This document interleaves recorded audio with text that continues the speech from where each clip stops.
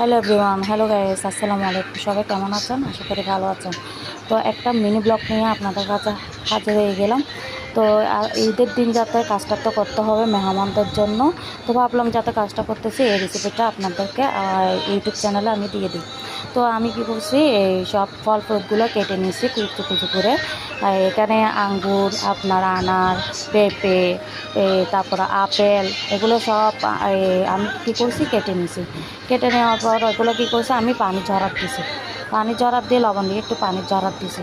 পানি ঝরাত দেওয়ার পর এখন আমি এটা হচ্ছে ক্রিম কাস্টার্ড। অনেকজন তো চুলাই করে, আমি চুলাই করব না, এটা জাস্ট আমি বাসা করতেছি। তো 2টা কনডেন্স মিল্ক দিছি, এখানে 2টা ডানো ক্রিম দিলাম। এগুলো বাজারে পাওয়া যায়, মুদির দোকানে পাওয়া যায়, বললে হবে ডানো ক্রিম। আর 2টা কনডেন্স মিল্ক তো অবশ্যই সবাই চিনে। তো একটুখানি আমি কী করছি, ভ্যানিলা এসেন্সটা দিয়েছি। ভ্যানিলা এসেন্স দিলে হয় কি, একটু ফ্লেভারটা ভালো আসে, সুগন্ধিটা ভালো আসে, খেতেও ভালো লাগে মানে।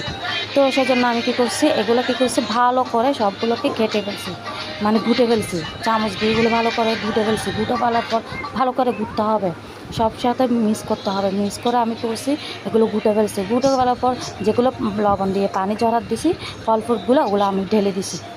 ঢেলে দেওয়ার পর ওগুলো ভালো করে নাড়াচাড়া করে ফেলবো।